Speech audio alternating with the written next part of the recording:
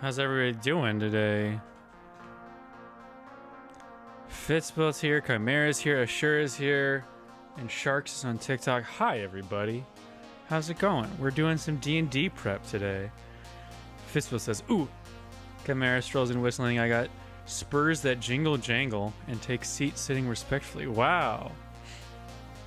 Is it because Chloe's not here that you're acting all respectful?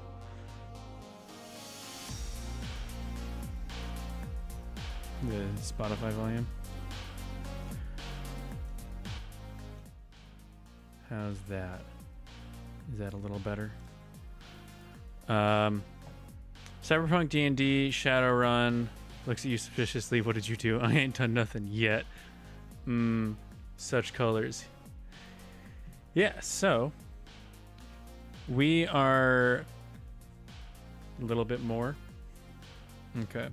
Chloe's being my audio mixer in the background. There, a little bit more. This is not Shadowrun. This is a homebrew that we found on one of the main DM tool sites. So what we're gonna do here, actually, Chloe, are you easily able to move my face to the bottom right corner instead? All right, Chloe's fixing us up. It's okay. You could just leave it. I'll keep it in mind. All right. So, are you doing Shadowrun prep? So it's akin to Shadowrun. I will pull up the actual rule conversion. So Cyberpunk.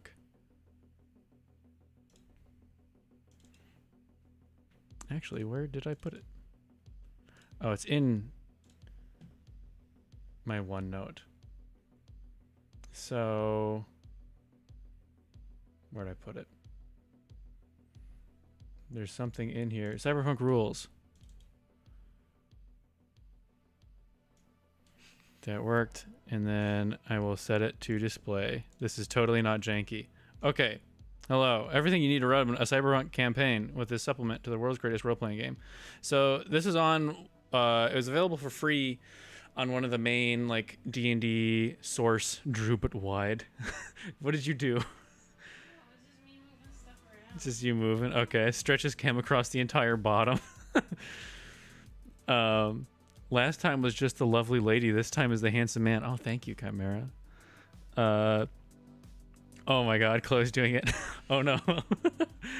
Okay, so what it is it's I've never actually read the Shadowrun rules, but we always, like, our group wanted a change to try sci-fi D&D. And so we looked this up, and I specifically wanted a rule change that was really lightweight. Like, it was largely just like a smattering of extra things just layered on top of 5e, but it was 95% just 5e with like a skin on top of it. I've never been so happy. Bring it back. I've never seen Drew so perfect. Oh no. Why Drew? Why Drew? Why? Oh no. God damn it.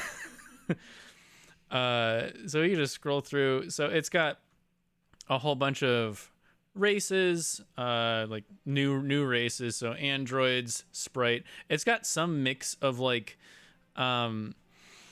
there is that movie with, I think it was with Will Smith or something, where it was a fantasy movie, like a modern fantasy cop movie. It might have been called like Shine or something like that. Reaches for stick of dynamite and satchel. Hey, bring back wide load. God damn it, Clay. Wide and short Drew is king. Okay. But there was a bright. That's it. Excellent. Shine wasn't too far off. I will give myself a little point for that. Built like brick. It was garbage.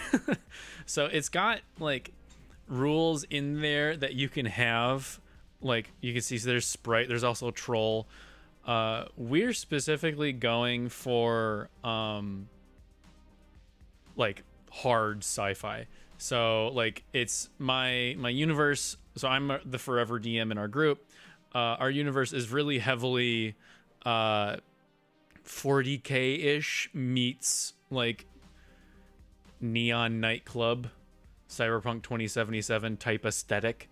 So it's got like brutal authoritarian, like power creep, massive ships, and big scale war and grim dark elements. Not like a brick house, just a brick singular. And so actually, hey Chloe, I need you to close that door, please. I don't want her to get spoiled. 40K meets Mass Effect. Yes, that's very, very true. Grim neon. I love that. Grim neon is a perfect description. And so like, yeah, big 40K inspiration in terms of theme with like heavy Mass Effect neon cyberpunk aesthetic. So what you're telling me is Atticus would thrive in your universe. Yes, big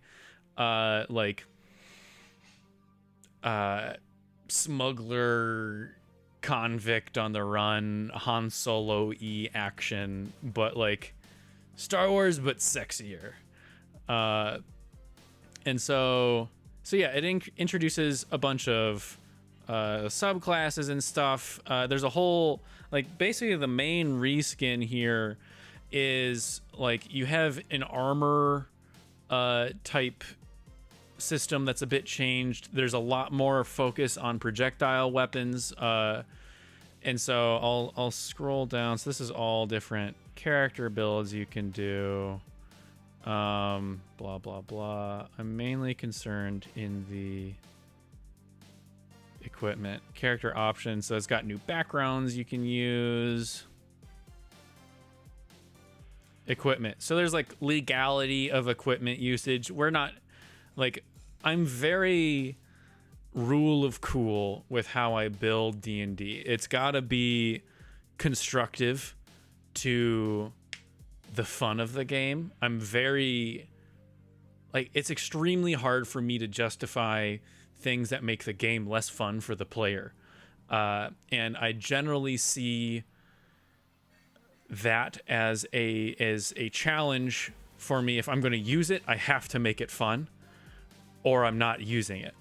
And so my hot take is that, like, in combat, stunning and sleeping the player, I just don't do it. It sucks. Nobody's excited to, like, we have a big party. We have 7 players. And so it's really important that momentum stays high, and that when your turn comes, it's got to feel like something. So does your selling has cyber psychosis? There is, I'll explain. So long as the universe has blood to give, Ashura is down. Excellent. Atticus cameo raises one eyebrow very inquisitively. You got to share this document. It is actually shared. If you go to our you're on our YouTube channel. There is a video that we have titled, I think it's like Cyberpunk is Fun. And linked in the description of that video is a Google Drive to this PDF. It is a free PDF, and I give full credit to the creator. It was distributed freely. The original post that it was shared with was like deprecated from like server moves on that site. So I just have this free PDF shared via Drive. Illegal lightsabers. If a rule stops someone from having fun, it's not worth keeping. Exactly. Entirely my mantra. Unless they have an ability that specifically counters sleep or stunning and makes them feel powerful. Drew hit us with a light skin stare. Oh, is the light very bright? As long as the game runs better than Cyberpunk 27. Exactly. So yeah, I generally don't stun players. I want their turn and their impact to be fun and feel good. And so Fitzbill, your note about how, like, if their ability prevents a bad thing, then yeah, that feels powerful. But I generally am communicative that like hey group, these types of things you just don't need to worry about. I'm gonna throw that away. That's boring. But you, like, I allow my players to stun enemies because that's fun. In turn, I have slightly more lethal enemies. So like fights are bloody. I want fights to progress the story. They gotta feel impactful.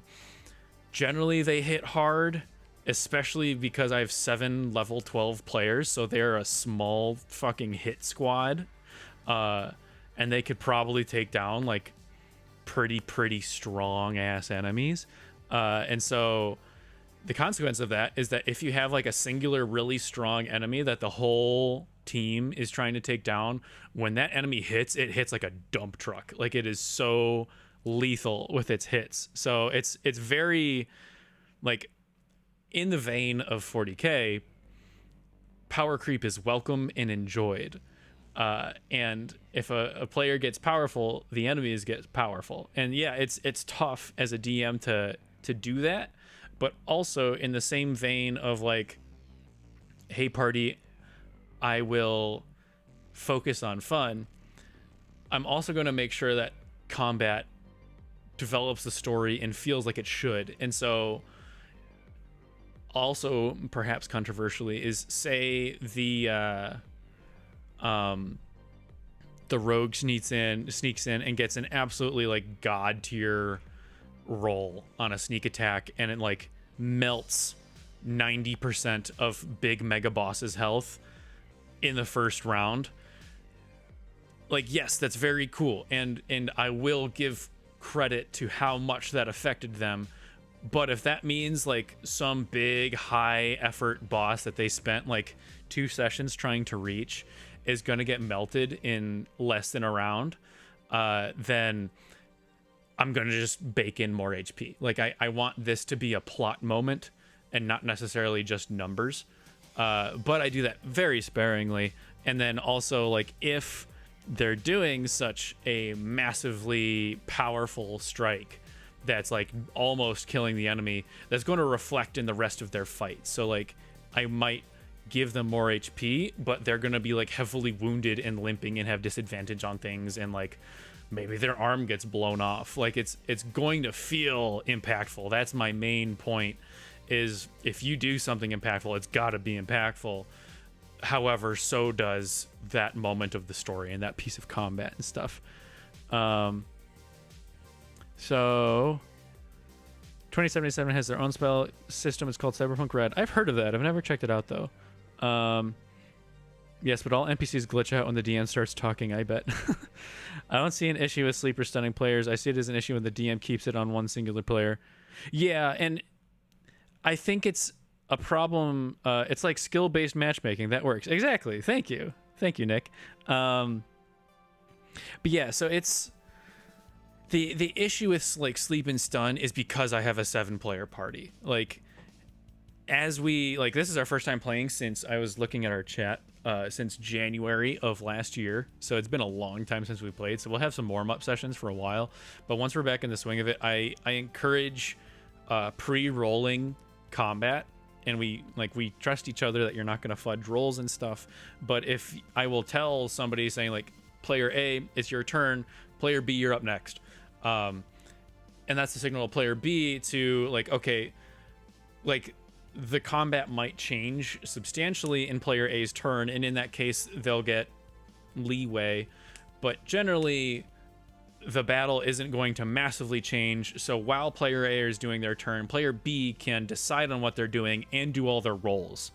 And so I want combat to feel intense, and like we're proficient enough that we can keep up that intensity. And so if I get to your turn and then you say like, yeah, I did XYZ to this enemy and I rolled a 22 to hit, and I say whether or not that did, and they already know their damage numbers, and they'll ask me for them to roll a save or whatever. And so if it can be like, oh god, like we're real fluid and real fast, and combat feels violent at the table, that's the goal. And so I'll give a +1 to damage if they pre-roll. So stuff like that is like, I want momentum and speed, and so that helps a 7-player party to cycle faster, and you're not waiting 10 minutes until your next turn. And so like my aversion to sleep and stun is when combat is slow. It really sucks if you have 20 minutes in between being able to do anything effectual. I prefer when all battles in D&D are only boss fights or pseudo boss fights. I have thoughts on that. Like Dark Souls, where you only have to actually fight the bosses to progress. Sure, that's how my DM does it.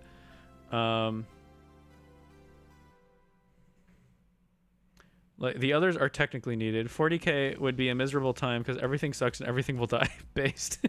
You love him because he made an entire class just so my buddy can play as Itachi. It was dope. Nice. Rose just bit my nose. Rose, come on. In a 7-player party, I don't see it as an issue, but this depends on how high you have them roll to be stunned or put asleep. Also making your own roll that it maybe can only be a certain amount of people or times. Yeah, there's ways to approach that. And like if a whole enemy was based on like paralysis and stuff like that, and it's like important to the theme of the fight, then I could make that work. It's just more of a general rule. But yes, in terms of all fights being near boss fight, I'm pretty much the same page. I think combat should always have a purpose. I don't roll random encounters. I pre-roll random encounters, but not during the session. Am I consulting a big sheet of what might happen? The encounters need to arise from the story and setting, and they need to develop that story and setting. And so the lightest I'll generally go with running combat is that you're in some super seedy part of town and some thugs start trying to attack you. You beat them and you find out that through notes on them or orders that they received that they've gotten orders to hit the party, or they're protecting some criminal enterprise. Like there is a deeper web and roots to why that fight happened, and that is a bait for the party to take and go develop the story and see more of the setting. It can't just be like, hey, I'm a random highwayman. I'm a highwayman and I'm a bandit and I'm a criminal. And they go and attack you and get minced. I generally have, so you have random encounters with extra steps. I have purpose-built encounters that might have randomized enemies that follow a theme and direction. Also, how fast your players are going in through turns. If they're slow in combat decisions, it makes sense. Yeah, that's it is dependent on speed of how we're rolling. Roleplay leading into a beefy, hyped up boss with cool abilities will always beat the common bandits or wolfpack. Exactly. I have a video on our YouTube channel about, I think it's titled "Open World DMD is Easy," and one of my favorite lines that I say is, nobody wants to lose their character that they poured blood, sweat, and tears into to die to a random goblin. It is so not pleasing. And so in general, everything I do has a focus around it has to be impactful in some way.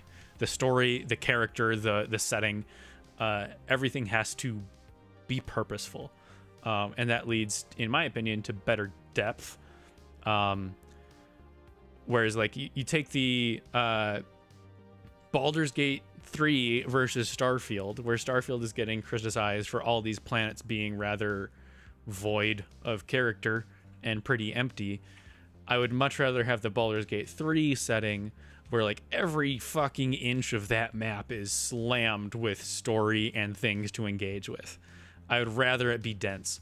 And that leads to an interesting challenge with Cyberpunk, because we have interplanetary travel. And so I can't have a bazillion planets, and I can't have those planets themselves be fully populated, but I handle that in that I treat every planet essentially as a city or village or something. Like there are defined places that the party engages with on that planet, and the rest is just behind the curtain and not even regarded with any sincerity. Like, I guess if the party wanted to fly into the wild, they could, and that would be a functional thing that they could do, but it's not going to have stuff built into it, and they will know a very direct next thing to be doing in that area. Random encounters are amazing as long as they aren't always combat, but unique situation or areas to explore and be rewarded with items or lore. Yeah, so with impact is my asterisk on everything. I wish my PC could run BG3 well. It's a great game. It's like all Chloe and I have been doing. People are getting so unnecessarily mad at Starfield. It's ridiculous. Yeah, there's a lot of hot discussion there. I've personally not played it, and so I'm withholding judgment, but I have seen criticism over the depth of each planet, as was worried about when they announced that it was going to have like 1,200 planets, because there's no way that that's going to be fleshed out enough. So anyways, we have different armor system, roughly. The game introduces ballistic damage as a damage type, which is a subset of piercing. And so it just refers to any like bullet firing gun. So there's a lot of guns in the game. There's also laser weapons, and those laser weapons I treat as radiant damage. And so there's a whole system of armors and shields, and they might reduce ballistic damage and stuff like that. Some of them are more concealable than others. There's kind of like a undercover aspect of like how bulky your armor is. There's also power armor, and so one of our players has a power armor suit, so very Fallouty. It's very bulky and has its own restrictions that he has to manage. It also takes power cells. Blah blah blah. Firearms. So there's ammunition. There's a burst fire mechanic, so they can spray a 10-foot cube, and the targets have to succeed a dexterity save, or they take the weapon's normal damage. But it consumes a lot more ammo. The other thing I'm really this is a challenge that I remember that I had to deal with, is I'm generally averse to any inventory weight mechanics, as well as ammunition. I don't have my characters manage their inventory, ammunition, or weight, with exception. Generally, it's just ammunition for like game changer guns. And so like a rocket launcher, like you're not going to have infinite rockets. You'll be able to buy like 4. And even that, like if it's an encounter changing impact of that gun, it's like the ammunition is going to be the hardest part about running that thing.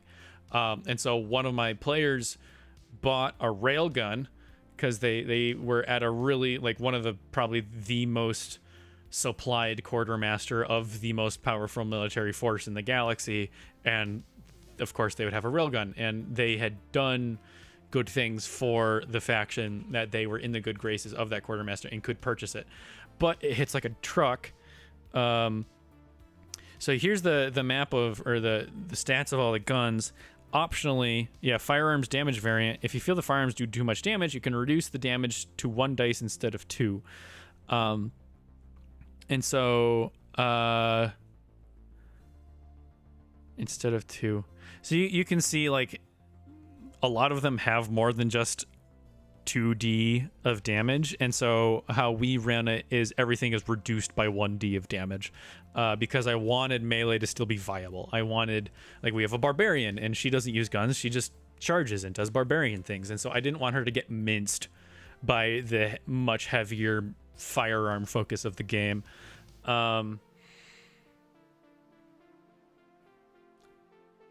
Aspiring gunslinger came in and bought a single action revolver. Nice. How do you feel about a mechanic change to spell material in which spells don't need them to function, but rather as materials make the spell much more powerful? I like that a lot. I would definitely consider that. I also don't typically require any spell materials unless it's like a specifically called out thing, where I think there are some revive spells that specifically didn't need a diamond and stuff like that. Like if it's like a story changing event to cast this spell, I think that material should be present. But for like the regular spell materials of like some mushrooms and blah blah blah, I just don't manage that. That's not fun. But I do like the idea of boosting it with other material. Or my DM makes me track ammo, but I have over 500 silver bullets, so not much of a worry.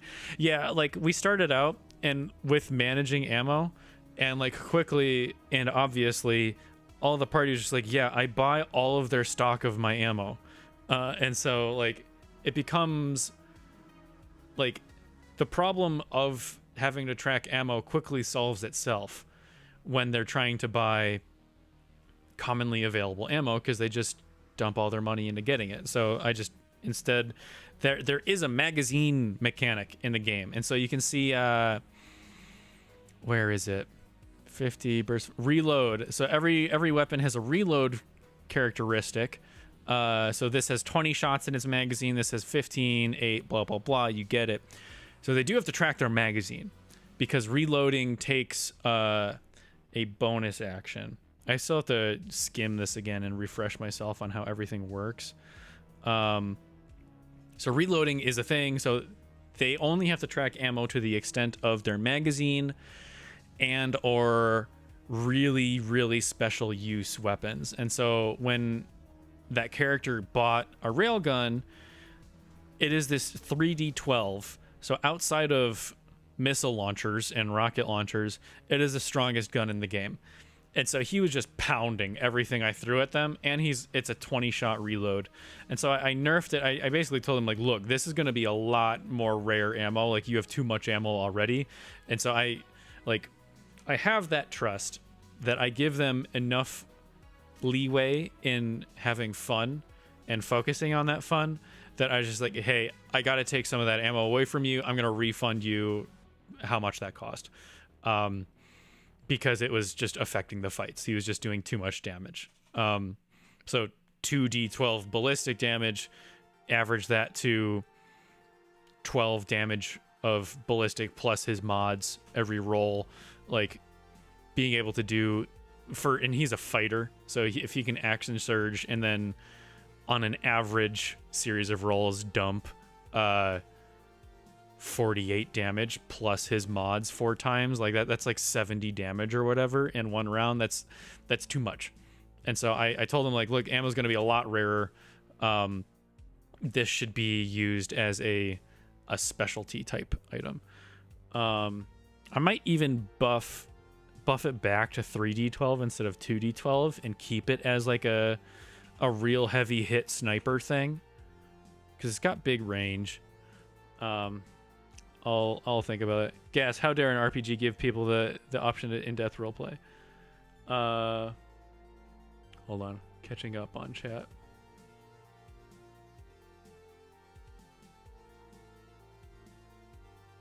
Game gives you the option to have pronouns. People are refunding the game over it. Baldur's Gate 3 lets you have any genitals on any body. Like, why aren't they upset about that? You can make whatever you want physically, not just pronouns. So that feels like a weird thing to have gripes over. Pronouns are D's nuts. I only manage special ammo. Yeah, that's basically my approach to it. Atticus makes his own ammo. Ooh, I really liked the Red Dead Redemption 2 mechanic where you can, at your camp, make your little X bullets that do some more damage, stuff like that. Things like Revivify and Resurrection and other spells that bring the dead back to true life, not undead, should have really big costs, or it trivializes combat when dying doesn't matter. Cyberpunk also allowed any genitals. Oh, nice. I didn't know that. We pre-ordered Cyberpunk, and we still haven't played it. We've been, like, that's probably our next RPG we'll probably think about playing. But yeah, we use the critical role death mechanic, where reviving is not just the spell, it's also a whole ritual where the party has to contribute and do things to kind of feed the spell and appease the powers that be to allow that person to be revived, and then that affects the DC of a roll that the reviver then makes without any mod, and that affects the chance of revive. And if that fails, they can use a stronger revive spell to try again, but they can no longer attempt the revive with that same strength of spell. So death is important and real, and if you go down, there's a very strong chance that you won't come back. K-League is here. Jung, K-League, I'm gonna have to tell you, at a certain point, you're gonna have to click off the stream because I'm gonna start going over like stuff. Hello, Ava. Welcome back to the stream. Do you use the hidden death saves where all those rolls are done by the DM and not revealed until combat end? Oh, no. I haven't heard of that system. I don't know how I'd feel about that. I'll have to think about... Does that mean I can't watch because it's going to spoil everything? KK, just let me know. Will do. Will do. I appreciate it. Okay, so what we've got... So I've given you a very brief overview of the system. In general... It's a lot more firearms focused. There's a lot of cover and set pieces in the battles, but melee is still useful. There's a whole, I guess, like explosives and flashbangs. Like there's a lot more playground than just spells and weapons, which I think is really cool. Seeker Grenade in our very first one shot that we first tried this out on, they were chasing a hacker for the bad guys. They encountered him in a nightclub, and then I still remember the scene very vividly. It was really cool. They chased him up to the edge of this, like, it was a floating nightclub, and there's a big parking lot of all these like hover cars, sports cars, and he was just about to jump off, and he like they stuck him up and succeeded in an intimidation check. Or no, they stuck him up and then they failed an intimidation check, and then he then falls back. They also failed an insight that he clicked something on his hand that summoned a sports car underneath him, and he falls back off the dock and falls into the sports car. And then there was a whole chase scene where they had to hotwire one of the sports cars right there, and they were all doing pilot checks and stuff. It was super fun. And so stuff like that. He used a seeker grenade here, where he like threw that up and that like heat seeked on them and stuff. There's so much more playground in Cyberpunk, in my opinion. Just means that nobody, not even the unconscious player, knows if they're actively dying or okay, which means unless you go to help them, they could be dying as you plan to attack. Makes it more urgent to help down players. I can see that. Yeah, because if they're like rolling a bunch of successes, if they've rolled 2 successes and they still have a lot of fails before they would have died, that could convince you to not help them. That's a good idea. I'll have to think about that. Okay, so gear, there's all sorts of extra attachments they can put on their weapons, different like suppressors and scopes, special breach shotgun shells that deal extra damage to structures and stuff like that. Concealed holsters. I'm so excited. I forgot about all the cool stuff in this. I friggin' love this, man.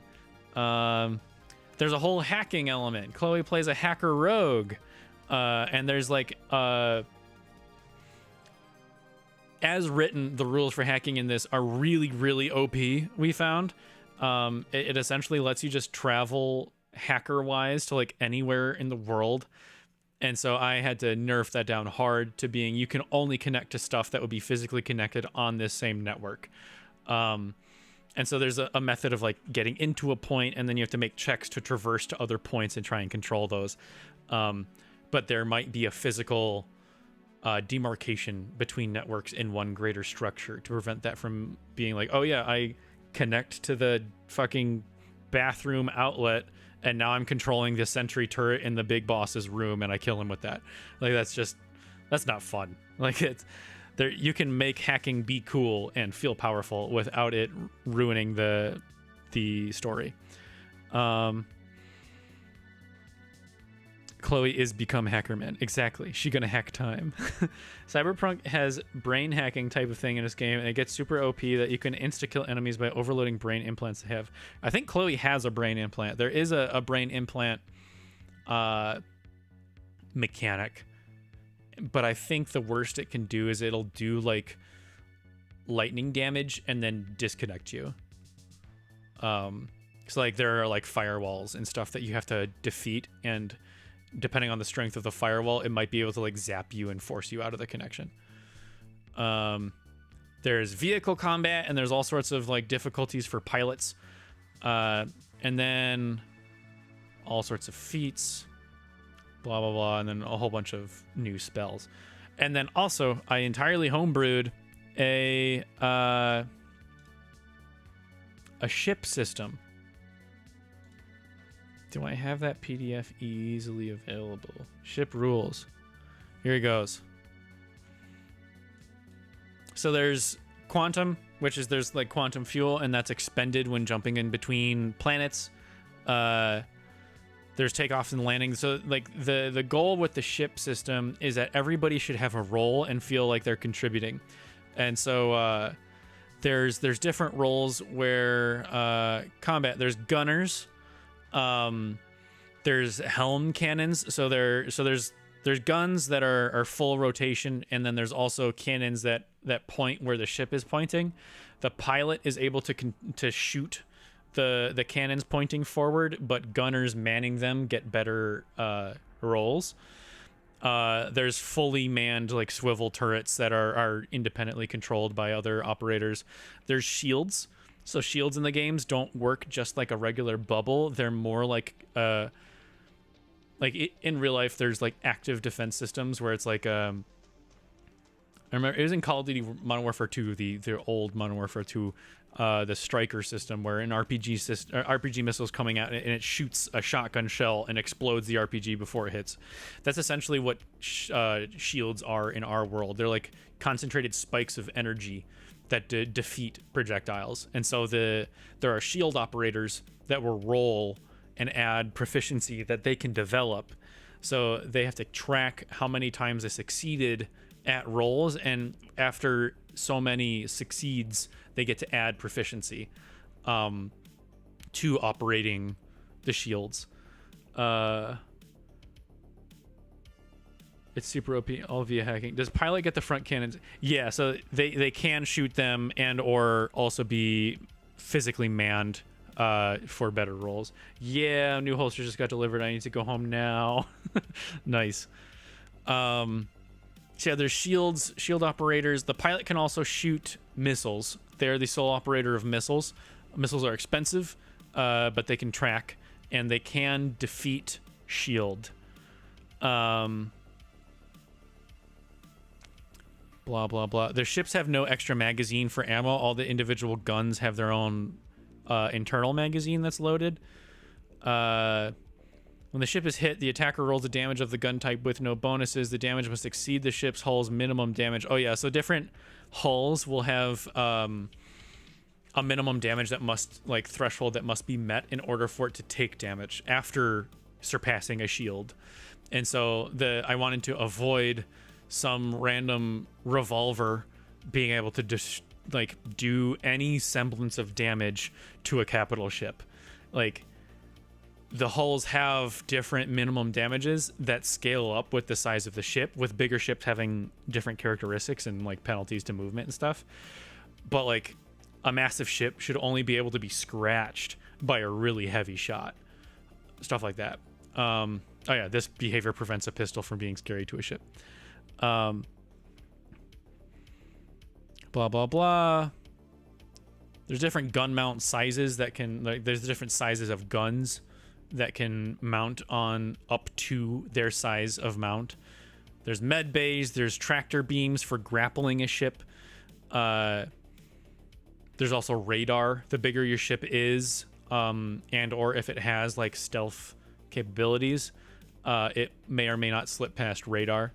Because radar, like the scale of our ship combat is very, very big, and so radar can see beyond sightline, stuff like that.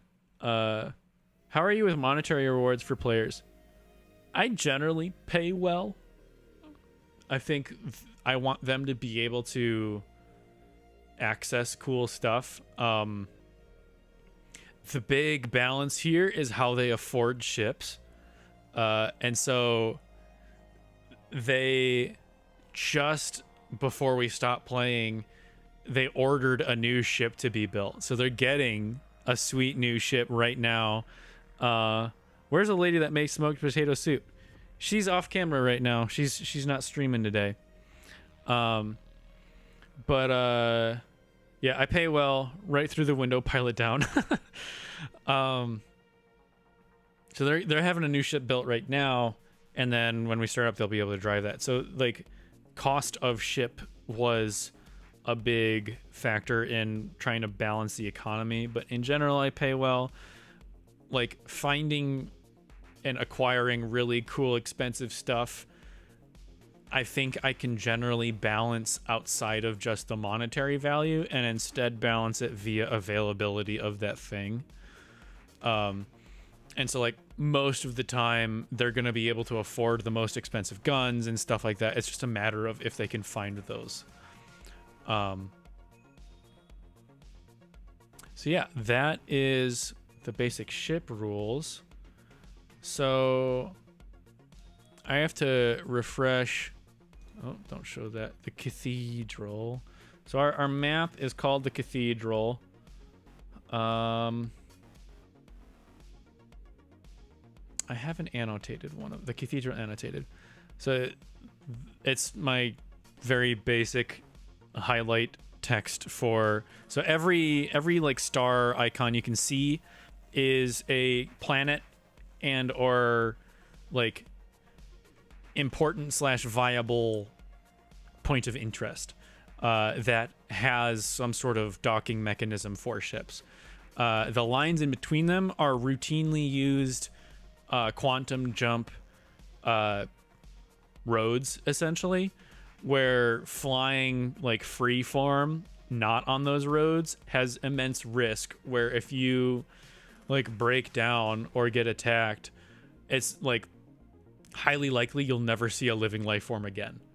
And so it's like severely suggested to stay on these roads so that you might encounter somebody else if you need help. In before everyone is Star-Lord. So where's Macraj? I don't know what that is. Far reaches smells of danger and powerful items. I want to go. You are very right. It is some deep lore in there. As you can see, the points of interest there are unnamed, and they have been unexplored by the party. So there's different regions. These are generally controlled by different factions, and or have different themes. The Victroid moving clusters are, so I basically mapped the D&D races into alien races. So the Victroids are dwarves, and they are a hostile race of alien robots that inexplicably have extreme motivation to wipe out all non-human life. The humans run the Sector Republic. So the Sector Republic is a this is the super heavy 40k influence. They're basically the Empire of Man, where there's a heavy religious figurehead leading a brutal xenophobic attack against the rest of the galaxy. Extremely strong military presence, super wacky human first mentality and practices. I want to fight Cthulhu with a lightsaber. Macraj means matching broke. Why'd you do an O with the 2 dots? I don't know. So what sector holds the sexy aliens? I don't think we have sexy aliens. We have humans. There are. So I'll pull up the. Like I'll go a little bit off memory because I don't want to pull up my notes until I give K-League the hard cutoff of when I'm going to start talking about spoilers. I fixed chat. What'd you do? I was making the text box so you could see it. Oh, okay.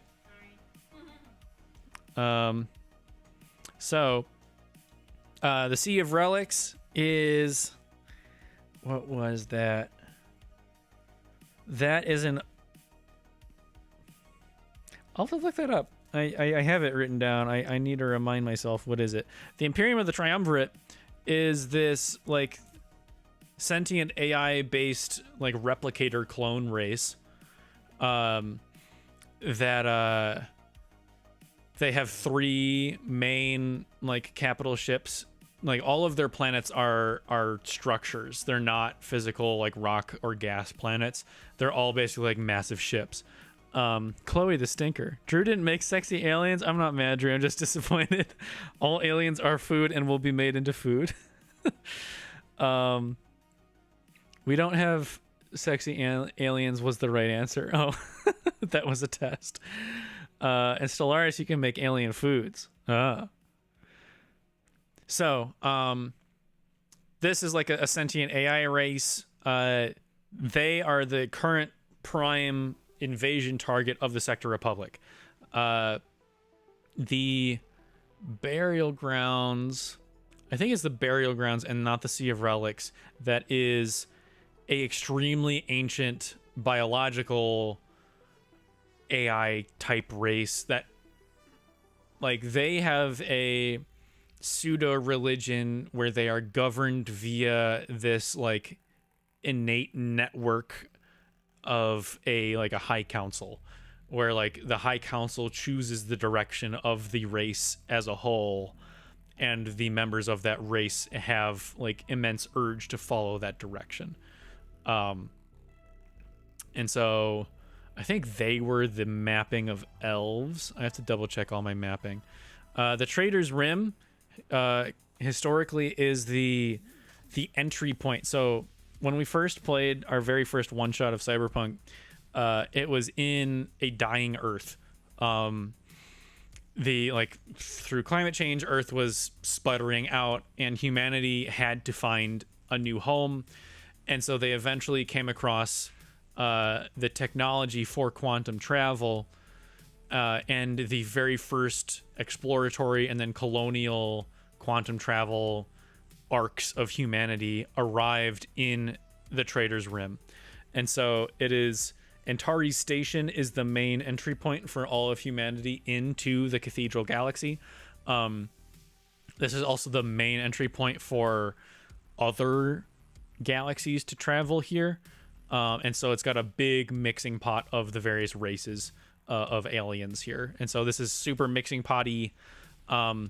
Mariner worlds, we have a race of space octopus, basically. They are able to breathe in space. They're like a mechanic type race where they make vast, really, really cool vessels that can explore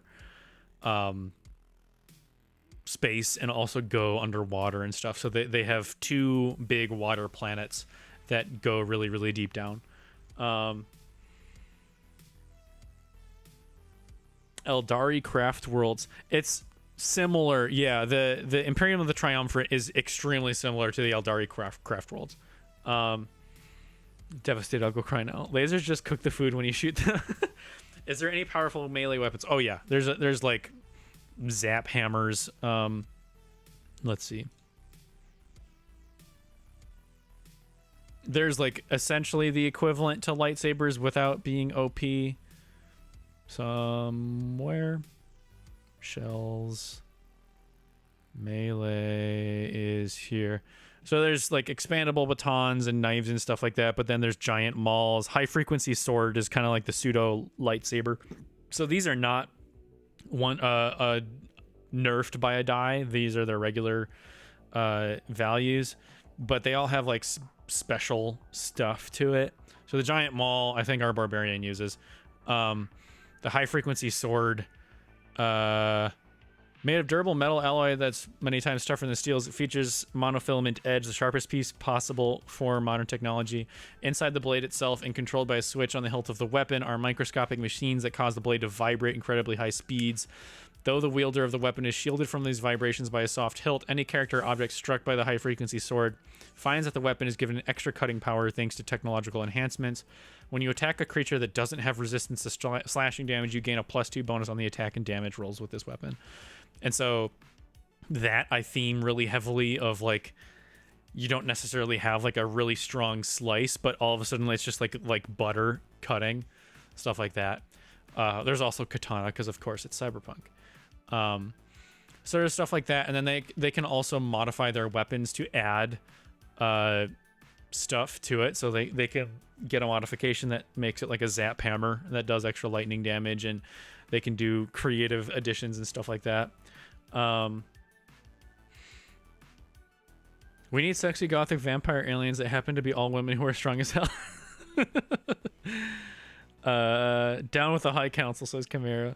So these Star Roads, which are used by ships via hyperdrive or whatever you named it, would it be possible to make another in-game? Like it eventually possible to make a new Star Road route? Control F Drew, never forget. Yeah. I would just roleplay constructing a laser sword easy. Yeah.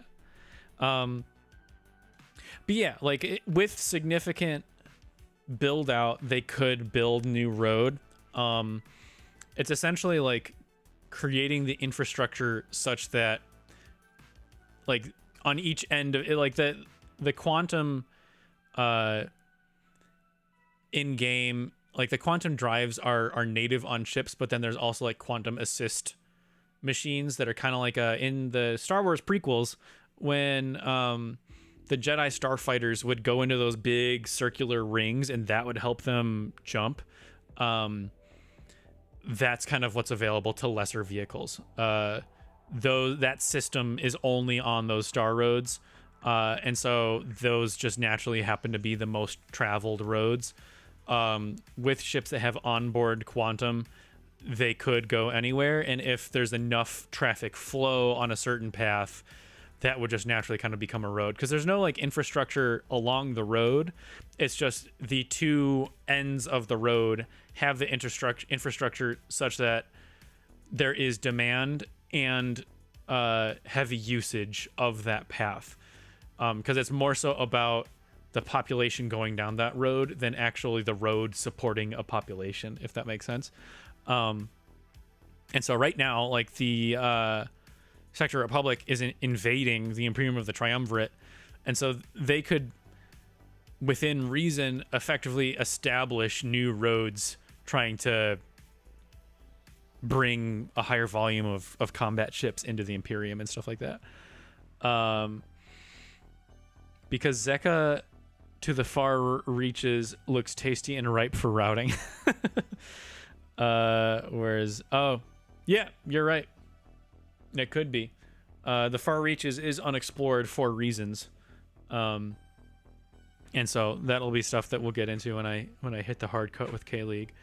Do you have good old Tyranid bug equivalent? We do. Yes, we do. Let me remember. The Victroids, I believe, are my close to Tyranid equivalent. There was a thing in the story that was important that I'm not remembering well, but we'll go into. As long as it isn't the flood, reasons meaning I haven't gotten there yet, obviously. Yeah. Oh, with how the far reaches hasn't been explored. Okay, so we have what to do now. I think I'll do some brief tabletop sim prep, and then we'll go into deeper lore.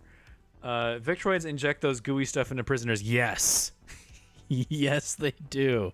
That was the thing that I'm remembering.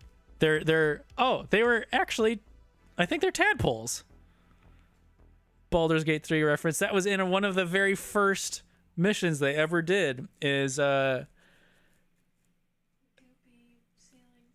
yeah, there was in the very first session, we had one of Chloe's friends temporarily playing, and she, like, all the party got captured by Victroids.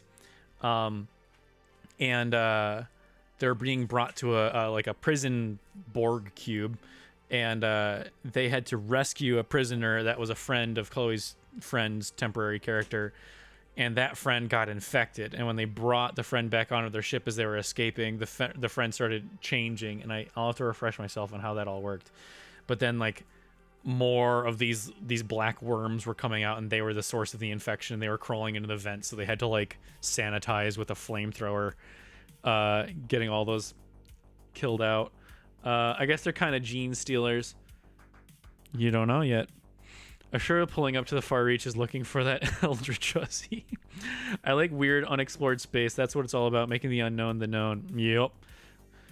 Dan BRB customer. Pull up looking for exotic meat to feast upon. Yes, sir. Feast on that meat. You know it. Okay. All right. So we're going to tabletop sim. So I have to change it to the TTS one. Okay. Just making sure that that worked. Yep. Looks good.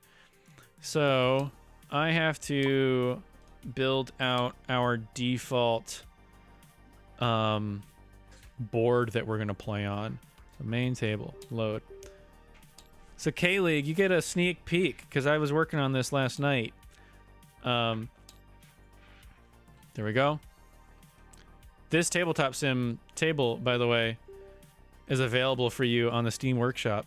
It's linked in the most popular video on our channel. It's got a whole bunch of doodads. It's got a dice calculator. So here, let's just do 2d12. You double click the 12 icon and then it rolls it. And then it actually tells you in text 8, 12, and then the sum, which is kind of cool. And then these eventually disappear, I believe. Or when you do a new roll, it disappears them. And then you also have regular functional hand rollable dice that you can bring over into the dice towers. And the dice tower rolls it. I rolled a 1. Shit. There's a quick reference to D&D rules. And then, oh boy, no D100. I don't have a D100. I usually roll D100s using 2D10s anyways. Everybody's seat has their name, their character name on a little note cardy here. So they have their own little space that they can call home. And then this is the DM's spot. I've got tools. I also have a dice roller.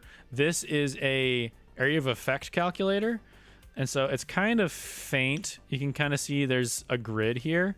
And so what I can do is I can put that on a corner, use the plus button to expand it to match the grid, like that.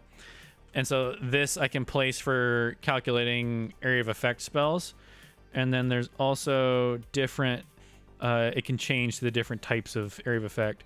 15-foot cone diagonal, 30-foot cone diagonal, 10-foot radius. You get the idea. So that's really nice. Put this back. I have a timer. I actually forget how this is used. Oh yeah, 60 seconds wind. Click right, click left. So I can start a timer. There's an initiative tracker that I can name these and put them in, but I don't really use this. I usually use an app. But I just made the painful discovery that my encounter generator and tracker app is Android only. And I don't have an Android phone anymore. And I had to get an Android emulator on my laptop, and it's not downloading all the source materials that it once had, which is a bummer. So I'm gonna have to figure that out. Yeah, but the 2D10 is confusing, IMO. Yeah, I can see that. It's virtual, so D100 should be no-brainer. Yes, but also I didn't make any of this. So that's my answer. Draw a dick, says Fitzbilt. All right. I think there's a way. Components, tools. Don't do that. Anyways. So yeah, this is my table. Everybody's got their own spot. So what I want to do, I wanted to get a little bulletin board. I think there's a component for like a big easel essentially. And I want to put that up and then put our map on it permanently. Boards? No. It might be a mod. Let's see what I've got. Games. Workshop.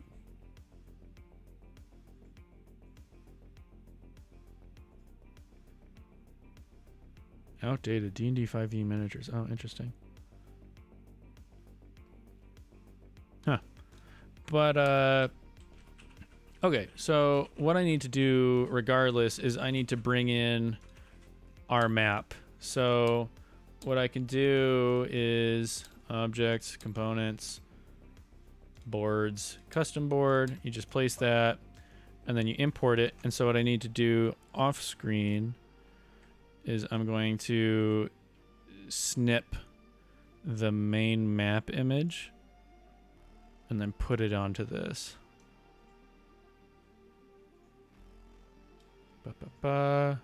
Cool. Save as. Cathedral. Annotated. Cool. So now I can browse. Did that pull up the window for you all to see?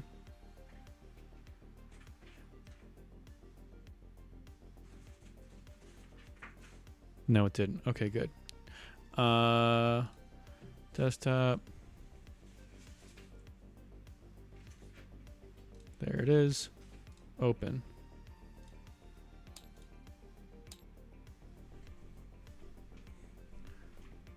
It's got to upload it. Done. Import. Boom. It worked. Look at that. Sweet. So then this board. So this is how I'm going to run it. Is I used to... is it possible to add a dice? I would have to look up it. It would have to be a workshop mod. I can see real quick if it's in the vanilla stuff. Dice, metal. That only goes up to D20. Plastic, D20. Yeah, so the vanilla doesn't have it. There would have to be a mod, which surely there is. But I have to look that up. But so I used to make full-on maps, which I'll show you a preview. Oh, first I'll save this. Save object. Cathedral map. Save. So I'll show you, like, when I go whole hog on making a map, these all might be like super broken because a lot of the textures I used use URL. Yeah, it's ultra broken. It uses URL links to a whole bunch of resources that like people just don't maintain. I think I hand uploaded these. Forest Camp. A classic. Yep, that one just straight up worked in. Oh god. Rain. How do I... Rain, no sound. Okay. So, like, you can make full-on 3D maps in this. It is sweet. So, like, if I'm wanting to spend a ton of effort making a map, this is what I do. The issue is it takes a long-ass time. Also, this background is from Skyrim. Pretty cool. It takes an immense amount of effort. And for a while, that was my thing. But man, it is not efficient, especially if they don't use the map. It's just like, this could take like an hour to make look well. And it just wasn't the right type of time usage. And so what I'm going to be moving towards is you must supply a custom image URL. Did that not save? Saved object. Cathedral map. Now if I save test And now let's load test. Will it work? Oh, it's just that the custom board was saved without anything on it yet. Okay. I just want to make sure that other players are going to be able to see this unload. So I subscribe to some... how long does a simple camp like that take? That camp now, with me being like skilled at it, I could probably bang out in like 15 minutes. That is, I know what it's going to look like, and I'm just constructing it. But there are some like a lot more complex ones that will take really long, like a few hours. It's just not worth the time when there's so much more that my time can be used for. Oh, this was elevating. Okay. So what I did is there are 2 Patreons that I subscribe to. One... What was it? One was for animated dungeon maps, and the other was for 2D. There's a bunch of Patreons you can subscribe to that have maps. And so I basically like downloaded their whole catalog when I subscribed and organized it into how I want things to look. And so throw the map at a player. Yes, that's true. I could outsource the work here. And so I organized everything into genres so I can really quickly, okay, this fight is going to be in a mine. I'll pretty quickly be able to find a map that can close enough resemble what I want. And so I either have videos or pictures. Videos worked great when we were in person, and we had a whole sweet D&D set where we had a table laid flat on a TV, and I'd pull up that video and play the animated video map on the TV, and then we put the minis onto the TV, and that was sweet. But there's no good way to do that strictly in tabletop sim, because now we're fully remote since we moved. There are these iPads, and these iPads can, like, they have full internet access, and they can go to, like, YouTube and stuff like that. And so, like, if I wanted to spend a long time setting it up, I could upload all the videos as, like, unlisted YouTube videos, and then save links to those in an organized fashion, and then we could play on the iPad as a video. But that's like an immense workload. Maybe one day. Check it across the virtual table. Oh. Yeah. It didn't want to go fast. Yeah. It's very slow. Fitspell requires... Do the tablets have incognito?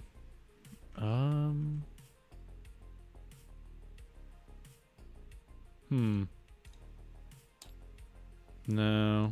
Doesn't seem like it. But yeah, like youtube.com. Nope, not that. Why is that such a big URL? Oh my gosh. youtube.com.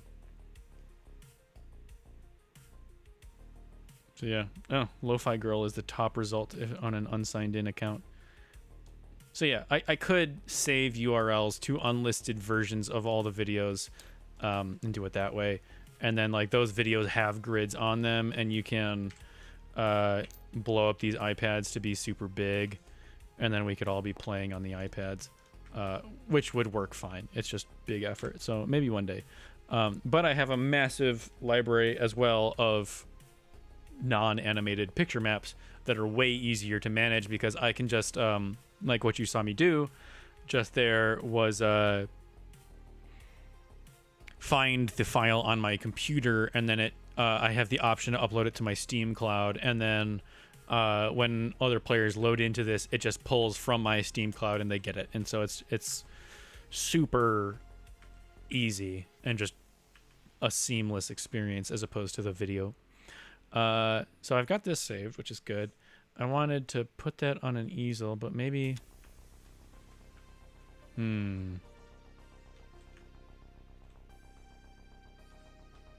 yeah, I'll have to look up an easel mod real quick, because I want to put it somewhere right there. So I think that's enough tabletop sim for now. We can go back to looking at the story stuff.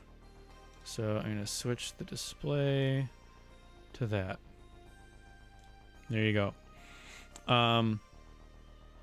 Cool. So now to refresh on the story and actually prep the session, which I'll jump into Tabletop Sim here and there to actually get the maps ready. But K-League, I'm sorry to say, where does the DM sit on the virtual tabletop? It was that head where the the area of effect calculator was and stuff like that, and that stopwatch. That's like the DM spot.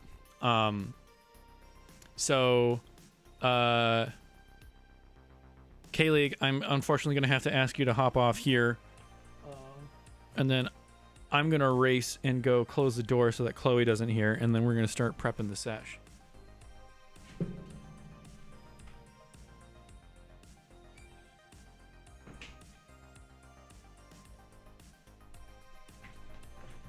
Hello.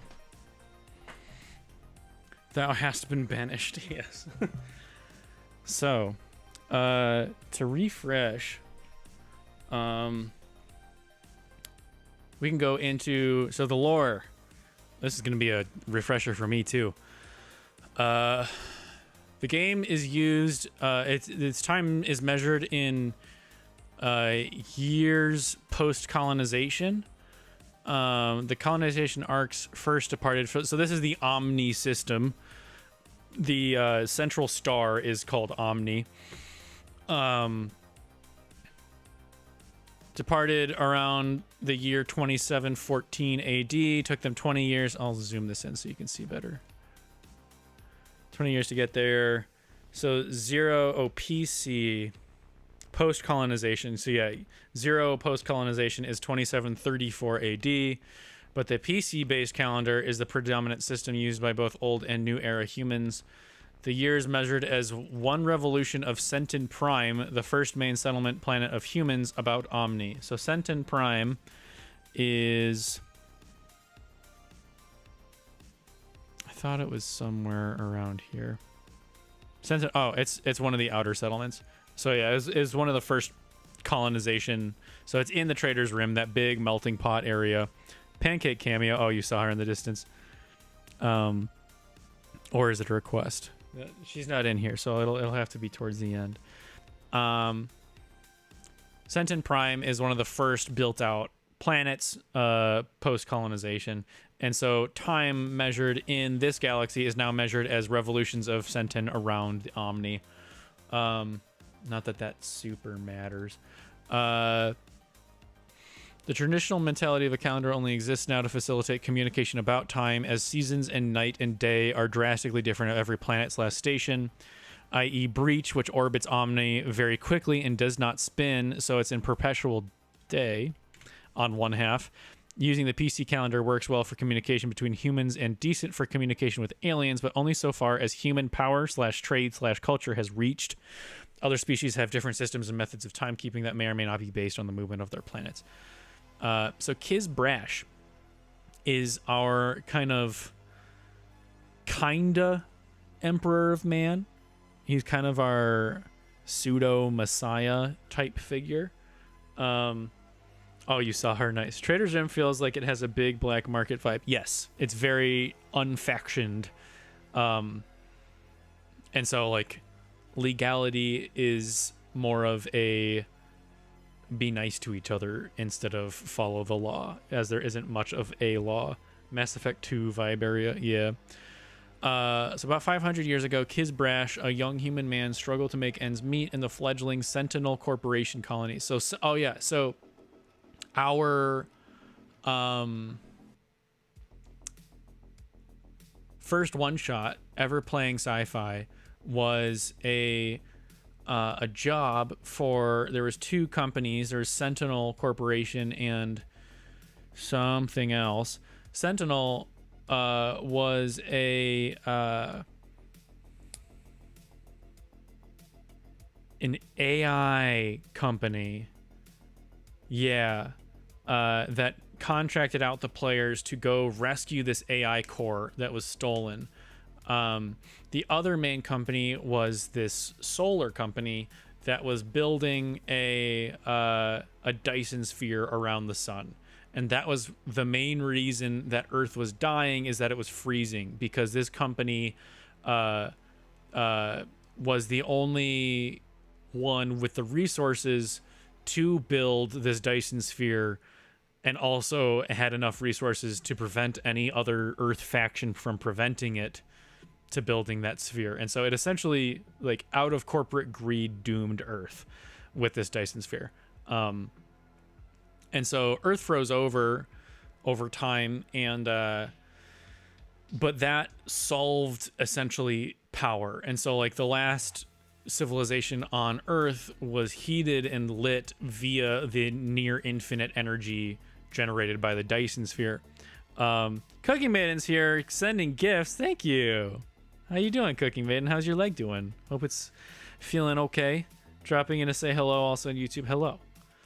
So yeah, they solved power at the expense of, like, the Earth. And so that motivated the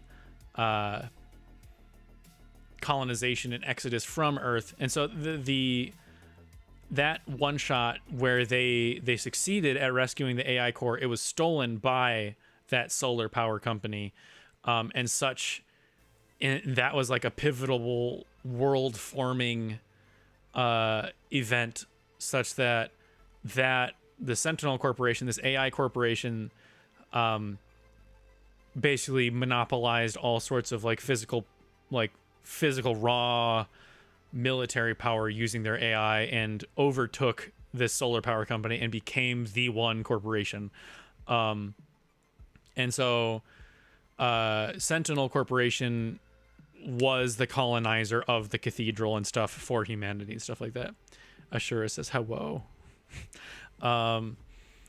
So Kiz Brash worked for Sentinel. He was setting roots in the new system, having abandoned Earth only a few generations previously. Opportunity was scarce. Lands and chemical makeup of the soil meant the seeds the colonists brought with them were worthless. As means of food production were slowly ramping up, humanity had to provide services to the races that already inhabited the Omni system in exchange for basic essentials. Kiz was no different than most who knew how to fly. They nearly all became freight ship pilots, scraping by earning barely enough to keep food on his plate, and the regular piracy was a constant threat, and a raided freight ship meant no pay if he could even get out alive. His wife Tay gave birth to their daughter Ayana, who he loved more than life itself. Kiz had to start pulling double duty on freight runs, taking risky shortcuts to make some runs on time in order to feed the extra mouth at a scrap metal table. His piloting skills were barely put to use, shoving these rusty barges through space, and with every peaceful piracy raid of his freight, he found himself almost jealous instead of spiteful. These pirates were running free and wild, zipping around in light ships and without the enslavement of a corporation above them, bringing piles of credits home with them as they laugh and smile. With each night of bringing scraps to the table, Kiz snuck glances at his beautiful family, slowly showing more ribs, thinner arms, and more gaunt faces. Surely this can't be the only option for making a life out here. So he actually wasn't the Messiah figure. So Sector Republic overtakes the colonies in the year 105 post-colonization. So, the Sector Republic overtakes the Sentinel colonies. Yeah, so the Sentinel Corporation colonies were made up of the old era humans, and the new era humans moved from the Trader's Rim towards the Sector Republic. And here they developed kind of like almost as a new race. Very different culture, different views on how humanity should fit in with the rest of the galaxy. And so the Sector Republic was the new government faction born in this central region of the galaxy, and they eventually led like a military intervention, wiping out all of the Sentinel Corporation faction. But the Trader's Rim is still relatively lawless. It's not like owned by the Sector Republic. It's just Sentinel Corporation's government was basically collapsed. Yeah. Kind of feels like 40K X Max Effects X Borderlands X Cyberpunk. Yes, exactly. Lots of inspiration. So then, what other notes do I have? That's the base map. reference material. This is all just notes and stuff. Okay, so going into the different regions and their backgrounds. So the Deeps is a region of scientists from all over that secretly push the boundaries both legally, ethically, and morally of AI. Various races operate largely in secret, sell nefarious AI to bad actors, black market of tech, AI operators rob from others, comes in any form. So the Deeps is right there, this little sliver, and it has there's no actual like jump points to there formalized on a map. There are people associated with the Deeps, Chloe's character being one of them, that are able to like make contact with those in it, but navigating to it is something that gets revealed to you on a need to know basis. The rest of the galaxy is simply not conquered yet. Exactly. So I mapped like a lot of D&D races into the aliens. So Skak is an alien race, which is a mapping of kobolds, which K-League, the guy in chat who had to leave, he is a Skak character. They live on a single moon in the Chasm region, which is next to the Deeps, named Nublar. They have highly advanced laser weaponry and have shot at literally anything in the airspace for hundreds of years. Nobody outside of Skak have set foot on Nublar, as their fire is weirdly good. Only the Skak know why the Skak have good tech. They worship a giant asteroid that landed on their planet. Their race is divided up into small warring states. Passersby believe the moons are protecting the gas planet they encircle. And so there's a myth yet to be proven of something of value being on the gas planet that these moons encircle. So the Skak are basically very dumb, but they have this like semi-religious presence of like super advanced laser rifles, that even it's kind of like like how in 40K they have like the Mechanicus, and like this super ancient technology that they don't know how it works, so they keep it running forever because they don't know how to fix it if it stops. It's kind of like that, where they have this unknown amazing technology that even they don't quite understand, and so they somewhat worship it. Stuff like that. Do you have an alien codex like Mass Effect has? You totally should, or a general codex anyways. I haven't played Mass Effects in a long time. What does that look like? Mass Effect Alien Codex. Basically just like a wiki. I should have that, and I should give that to my players.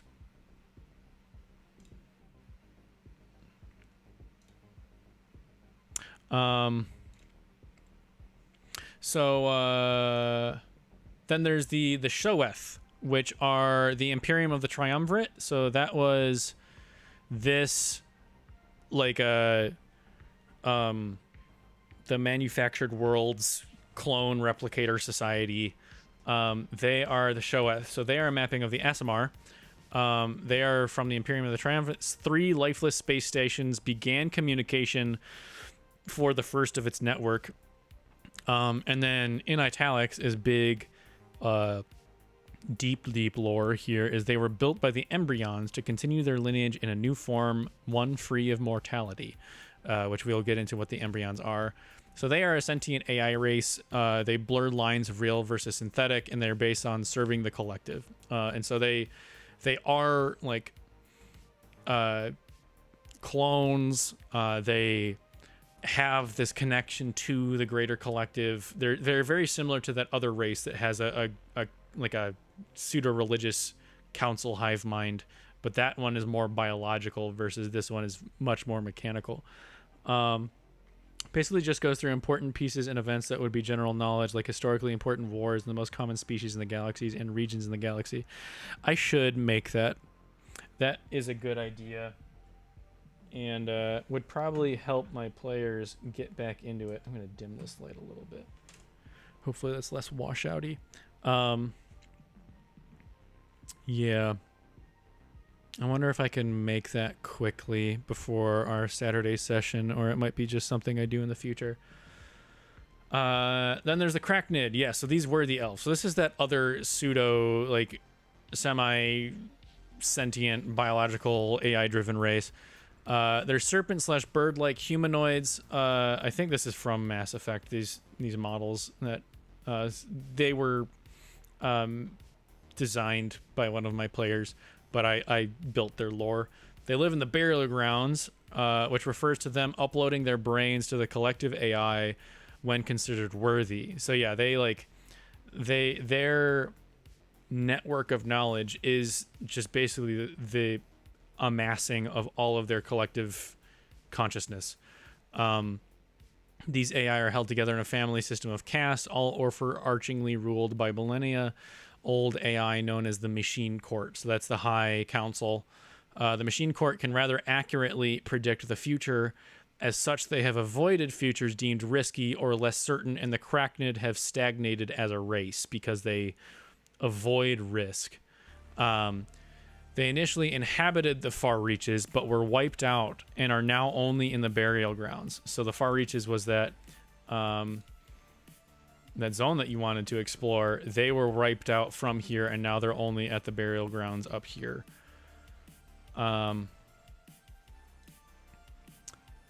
Those that migrated to the burial grounds were following the prophet Dawan. And then the little... Oh, he even wrote like a little lore guide to them. Probably a few hours long, but you don't need to watch the whole thing to understand the idea. Did I miss? Was there a chat?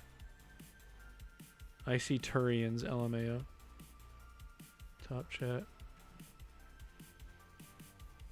I don't see if you... I see and regions in the galaxy, and then probably a few hours long, but you don't need to watch the whole thing to understand the idea. I don't know if there was a message before that got filtered for some reason, but it's not showing up for me. So, this is like a lore entry. Considering we have endured their offenses for 400 years, we know surprisingly little about Cracknid. The Cracknid of the far reaches were wiped out long ago. As for the Cracknid of the burial grounds, our knowledge of their regions is limited to brief Republic occupations or to the translations we have of their literature. We do know that the burial grounds are made up of different Cracknid lines. Each line claims to be descended from one of the tribes that followed the Cracknid prophet Dawan from the far reaches at the dawn of their history. Lines are not a single family. Instead, they are something more like a city-state, with many different families bound together by common history and the ties of the Cracknid feudal theocracy. While living administrators guide the daily affairs of the burial grounds, the Machine Court shapes the destiny of the Cracknid race. The Council of the AI chooses and advises the ruler of each Cracknid line. The plans of the Machine Court stretch out over millennia, and the worldview has been made alien by their long lives. Any Cracknid can become a member of the Machine Court if they become great in life. The highest honor in their society is to join the pantheon of AI. Cracknid have a high regard for order and gravitate naturally towards wearing uniforms and speaking in formal patterns. Their trees and their livestock have been bred to be as standard and ideal as they are. They have no real names of their own, only combinations of numbers that, when spoken aloud, sound to human ears as such. They feel no real tenderness for one another and have no concept of compassion. So this was the Sector Republics, like, so that new era human race, their field notes of the Cracknid. Our character, who is Cracknid, his link to the Machine Court and like their general future predictive knowledge, he kind of gets like a blurry view of the future in that he gets visions of animals that represent what is about to unfold unless something changes. And so like he'll see wolves if he is in the presence of danger but doesn't know it yet, stuff like that. And so he has like this vague story element building ability to see in the future, not by will but by chance. Gotta go. See you, Drew. Thanks for joining, Ashura. So in the Nero, they were from the Mariner worlds. They are the like the mermaid folk. They can survive bearskin in space, engineers of deep space-faring vessels, distant and ignorant to other people's ways, but not hostile, don't know hate, but don't know fear. And they originally explored space for another place to live, didn't find it, but found exploration to be lucrative.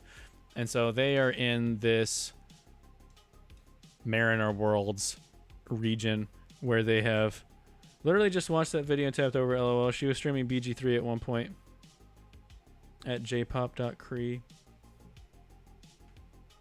I don't see a message from jpop.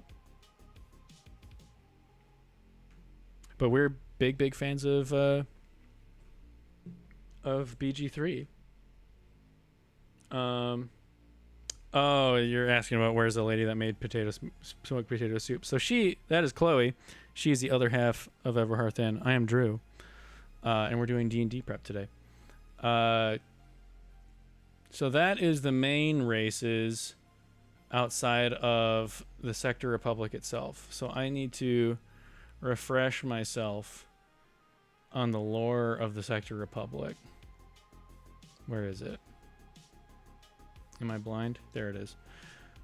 So it is deep. So they're in the regions surrounding Omni, which is the main star. Their landscape nearest Omni is blazing hot. Plant life is non-existent, and all of civilization lives in advanced mechanical structures and domes. Farther from Omni, the planets are terraformed in a mix of tropical and volcanic, and many jump points are man-made structures such as floating shipyards and bases. These sectors were initially entirely uninhabited. The New Era humans saw Omni as a holy being and colonized the bordering sectors. The current events. So the main governant of the Sector Republic is the Tsardom of Omnia. A bit of like old Russian history type inspiration there. Originally, humans sent from the Milky Way split into two factions, Sentin and the Believers. So Sentin was loyal to the Sentinel Corporation of old and sought to harvest energy from Omni. The Believers saw Omni as something providing vitality to all things and must not be harvested by like cattle. Violent conflict arose with the Believers escaping to go colonize the planet's nearest Omni. The most fanatical of Believers, Annabelle Kassari, sacrificed herself by diving into the star. She returned alive and changed and affirmed herself as the Tsar of Omnia, founding the new faction. They are largely humans. They're 90% blonde as the star. Like, that was just how they, like, saw to emulate the star, is bright yellow features. They have bright yellow eyes. They're typically very tall and extremely tan because they're always in the sunlight. Personality. Faction leadership has a cold view of outsiders. They lead religious wars to conquer and enslave new worlds and convert them to the following of Omni. They're highly intelligent, and they have this equal parts obsession with science and technology, as well as like hyper religious. As for justice, they are harsh and merciless, very 40k-esque. People without the right traits or of other species are forced to live in other areas. Torture comes easy for those caught. However, the poor areas are minimally patrolled and have largely dove into lawlessness. And so there was one planet that they were on that it was a water planet with underwater worlds, that the underwater worlds were extremely poor, super rough town. And so it's very poorly protected. Religion, the following of Omni, belief that the star Omni is a holy being and must not be harvested. They follow Tsar Omnia, the Ascended. Technology is extremely advanced, using titania crystals as an energy source, highly efficient and ambitious science divisions. However, much of it is clouded by their religion. The government, the Tsardom, rules all in an authoritarian religious regime. The boyar nobility are selected from the most pure of body and mind and attend a weekly mass led by Omnia. The social hierarchy is Tsar Omnia. She has her ascended knights. Then there's the boyar nobility below those, which are just like regular nobles. Then there's like corporations, then pastors preaching the religion. policing military, preferably featured people, and then lesser people. Sir Omnia, the most fanatical of believers, Annabelle Kassari, sacrificed herself by diving into the star. She returned alive. She has hatred for old era humans and non-human. Incites holy wars against all who don't follow Omni.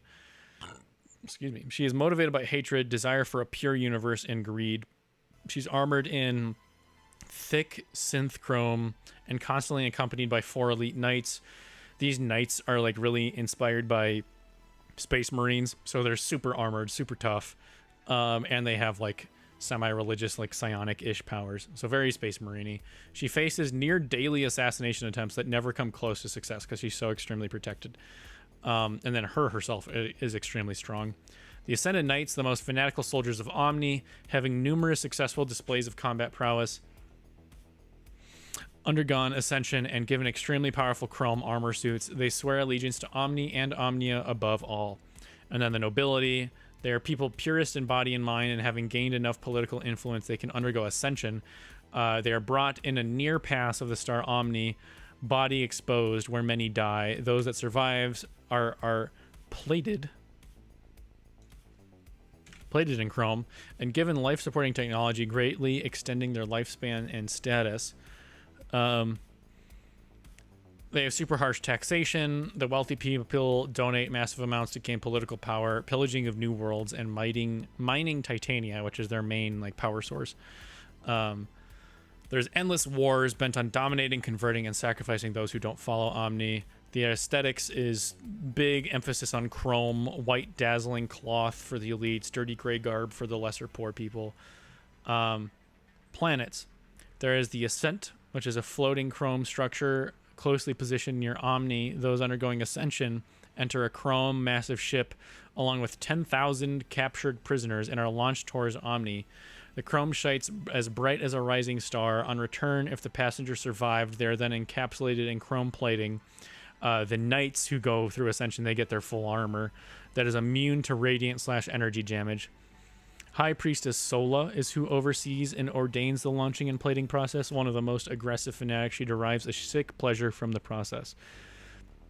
The irrevocable right. Knights are unconscious for the procedure, a forced unconscious after Crinden Cole, who is our messiah figure, was exposed to the truth of Omni. The Embryon injects them with numerous serums that the Tsardom has developed. Artificial muscles and organs are implanted with cybernetic enhancements to their brain, as well as loyalty mechanisms that block wavering thoughts. The knights are boiled in a bath of boiling blood, taken from sacrificing the 10,000 being sent with the knight. They emerge scarred, blind, besides cybernetic links to their armor, and improved beyond recognition. They are only alive due to the Embryon's unnatural healing abilities, which is a precursor race that is in our lore. A massive electromagnetic pulse emits after the procedure, venting off the power used and causing massive electrical problems. Okay. I think this might be where I call it. I'm starting to lose my voice a little because I've just been talking endlessly. But stick around. In the future, we'll be having a more like session-focused prep. This is more me reviewing all of my lore and stuff and getting back dipped into the universe here. So in the future, it'll be more focused session prep and trying to create new plot and stuff like that, which you can join and help me along with, see my creative process and give suggestions and such. But that's all I've got for you today. Thank you so much for joining, and I hope you have a good rest of your day. I'll see you. We stream Tuesdays, Thursdays at 6 p.m. Eastern.